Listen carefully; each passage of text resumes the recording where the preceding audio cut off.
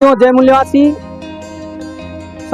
OBC की पूरे देश के आधे से ज्यादा संख्या ओबीसी की है और ओबीसी की जाति आधारित गिनती सरकार नहीं करा रही। ये 8वां अजूबा है। 7 अजूबे तो आप लोगों को देखने को मिला होगा, लेकिन ये 8वां अजूबा है।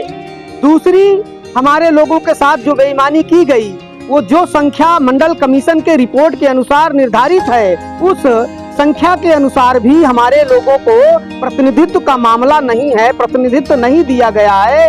ये भी दूसरी बेईमानी है। और तीसरी बेईमानी है कि पूरे देश में जो 27% ओबीसी का आरक्षण लागू किया गया, दिया गया, प्रतिनिधित्व का जो हिस्सा मिला भी है, वो पूरे देश में 27% पूरे राज्यों में नहीं है। सभी राज्यों में 27% न देकर कहीं 14% है, तो कहीं 13% है, तो कहीं 22% है, तो कहीं 18% है। ये स्थिति पूरे देश के ओबीसी के साथ है।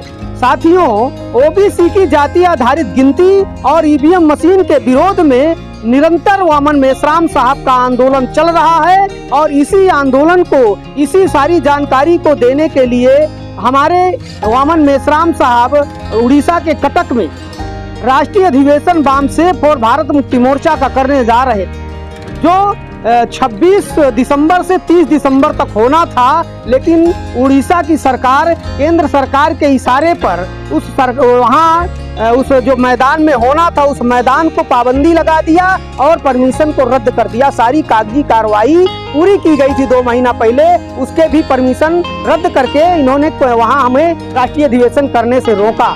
इसके विरोध में वामन मेश्राम साहब वहीं से ऐलान कर दिए थे कि हमें आरएसएस का हेडक्वार्टर का घेराव करना है, नागपुर चलना है। 22 फरवरी को आरएसएस हेडक्वार्टर का घेराव किया गया। वामन मेश्राम साहब करोड़ों लोगों की संख्या के साथ लेकर गए। और दुख इस बात का है कि जो देश की गोदी मीडिया है, गोदी मीडिया वामन मेश्राम साहब को दिखाने का काम नहीं कर रही। गोदी मीडिया इसलिए दिखाने का काम नहीं कर रही है क्योंकि देश में जो लोकतंत्र है, लोकतंत्र के चारों पिलरों में ब्राह्मणों का कब्जा है। और चारों पिलरों में ब्राह्मणों का कब्जा होने की वजह से ये गोदी मीडिया जो है, गोदी मीडिया भी ब्राह्मण बनिया की है। और ब्राह्मण बनिया की ही सच्चाई वामन मेश्राम साहब बताते हैं, इसलिए गोदी मीडिया इनको नहीं दिखा रही है। करोड़ों की संख्या में वहाँ लोग इकट्ठा हुए, उसके बाद भी गोदी मीडिया ने नहीं दिखाया। लेकिन हम निरंतर इस काम को करते रहेंगे, आंदोलन बंद नहीं होगा। आप लोग इस तरह की जानकारी के लिए ये चैनल देखते रहिए और सब्सक्राइब कीजिए और लाइक कीजिए। धन्यवाद।